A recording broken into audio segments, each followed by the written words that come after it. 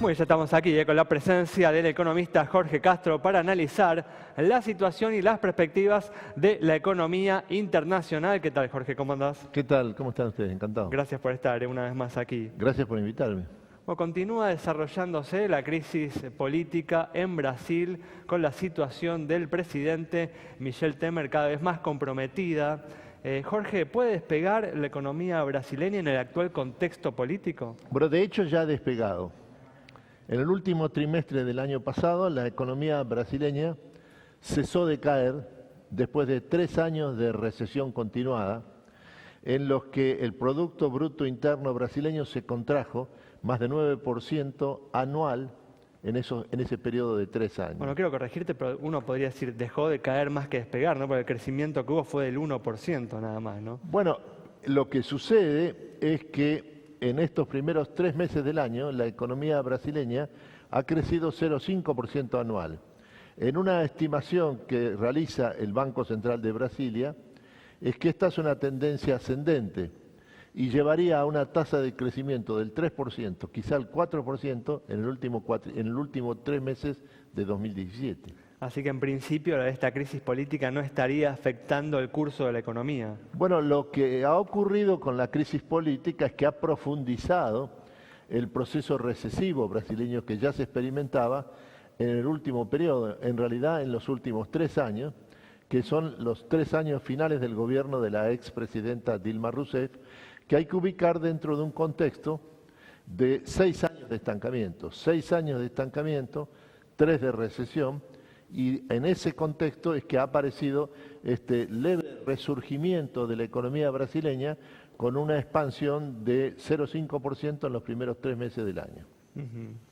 Se está esperando, Jorge, para las próximas horas nomás la visita de Angela Merkel aquí a la Argentina. ¿Qué podemos esperar de esa visita? Y también quería preguntarte sobre el cambio de canciller, ¿no? Que fue ya hace algunos días, pero también era algo que era, por lo menos para muchos, bastante inesperado. ¿Si te parece que la política internacional de Argentina va a cambiar porque cambien los nombres? Bueno, sobre esto último, lo que se puede asegurar es que no hay cambio alguno entre el nuevo ministro de Relaciones Exteriores, el embajador Jorge Fori, y el anterior ministro de Relaciones Exteriores, Susana Malcorra. La razón fundamental de esa continuidad completa entre los dos ministros de Relaciones Exteriores es porque la política exterior en la Argentina no la fija la Cancillería, es un privilegio exclusivo del presidente de la Nación. Este es el que fija los trazos fundamentales de la política exterior del país, que luego la Cancillería ejecuta. Los trazos de la política exterior argentina en el gobierno de Macri son nítidos. El primer viaje al exterior que realizó Macri, después de haberse elegido en la segunda vuelta de las elecciones presidenciales de 2015, y antes de haber asumido el gobierno de la Nación, fue a Brasil, para entrevistarse con la entonces presidenta Dilma Rousseff del Partido de los Trabajadores y de esa manera dejar de relieve que la alianza estratégica entre la Argentina y Brasil tiene un contenido que está alejado de las diferencias de tipo doctrinario o incluso político-estratégico entre los dos gobiernos. El segundo trazo fundamental de la política exterior del presidente Mauricio Macri es el acuerdo estratégico con la República Popular China. Este es un elemento de continuidad profunda que existe entre el gobierno de Cristina Kirchner y el gobierno de Mauricio Macri. El otorgar ambos a la República Popular China el carácter de privilegio estratégico en la relación con la Argentina, sobre todo en materia de comercio e inversiones. Justamente hablando de China, ¿no? ¿Qué balance es el viaje que hizo el presidente hace algunas semanas al país asiático? Ha sido un viaje muy importante en lo que se refiere a las inversiones chinas en el desarrollo de la infraestructura argentina, especialmente en materia de ferroviaria, de transporte ferroviario.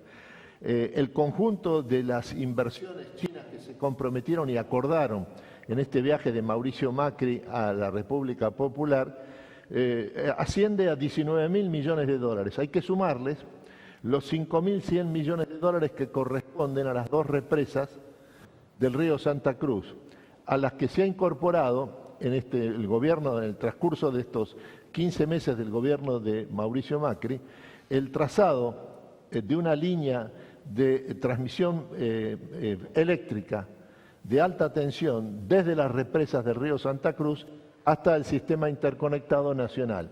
Este trazado de esta línea implica una inversión realizada también por China, ejecutada por empresas chinas, de 1.100 millones de dólares. Jorge, en el gobierno kirchnerista también se habían anunciado importantes inversiones chinas. ¿Cuánto de estas inversiones realmente se han concretado o se vienen concretando? Bueno, el año pasado, China fue el principal inversor extranjero directo en la Argentina. Hay que tomar en cuenta de que en la etapa final del gobierno de Cristina Kirchner fue la provisión del swap realizado por el gobierno de la República Popular a través del Banco del Pueblo de Beijing de 11.000 millones de dólares que fueron incorporados a las reservas del Banco Central, lo que le permitió al gobierno de Cristina Kirchner evitar la crisis del sector externo que a su vez había provocado una en la evaluación Argentina, antes del final del mandato, ¿no? Exactamente, que había provocado en la Argentina la fuga masiva de capitales que el país experimentaba desde el año 2011.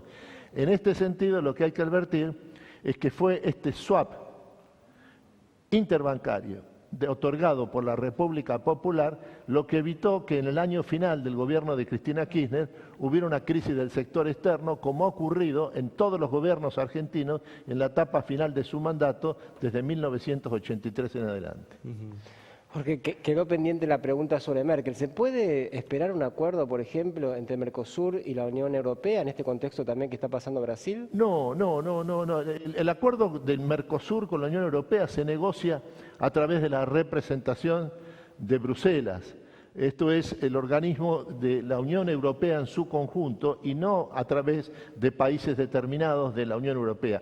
La característica que tiene la Unión Europea como conjunto en términos de lo que interesa a las exportaciones y a la producción de Brasil y la Argentina es la política agrícola común, que es sobre todo para Francia constituye un requisito de legitimidad política su participación en la Unión Europea, el mantener ese sistema proteccionista, que es lo que en definitiva impide que se logre un acuerdo entre la Unión Europea y el Mercosur después de 19 años de tratativas. Es esto lo que frustra, y es muy probable que vuelva a ocurrir en el momento actual, un acuerdo de libre comercio entre el Mercosur y la Unión Europea.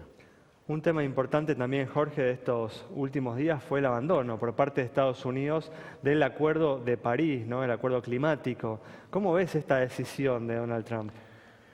No hay discusión sobre el significado del cambio climático entendido como aumento del calentamiento de la atmósfera provocada por un crecimiento de la emisión de dióxido de carbono, producto a su vez del desarrollo industrial.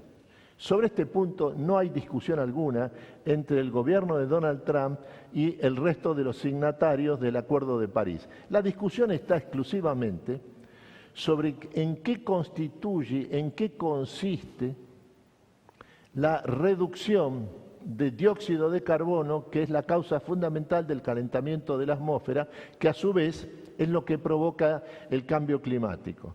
Lo que sostiene el gobierno de Trump es que Estados Unidos es el país del mundo en donde la emisión de dióxido de carbono es la menor del momento actual del sistema mundial. Y la razón de que esto ocurra no es el cumplimiento de las cláusulas del Acuerdo de París, sino que se debe exclusivamente al cambio tecnológico. El dato que hay que tomar en cuenta es que entre el 2000 y el 2014, antes del Acuerdo de París, que fue suscrito en diciembre de 2015, la emisión de dióxido de carbono en Estados Unidos se redujo en 18%. Fue la consecuencia directa del hecho de que apareció en Estados Unidos y comenzó a desplegarse la nueva revolución industrial, que aparece en Estados Unidos a partir aproximadamente del 2004. Y es esto lo que ha provocado esta disminución del dióxido de carbono y por lo tanto del calentamiento global. Lo que discute Estados Unidos es quién financia las medidas de regulación del Acuerdo de París y se niega a hacerlo, salvo que estén en igualdad de condiciones el resto de los participantes del acuerdo. Bueno, Jorge, lamentablemente nos quedamos sin tiempo, así nos tenemos que ir. Muchas gracias por haber estado con nosotros. Por favor. Vamos entonces con las reflexiones del economista Jorge de Castro sobre lo que viene sucediendo en el mundo en materia económica. Nos reencontramos el próximo miércoles a las 20:30 aquí en Metro.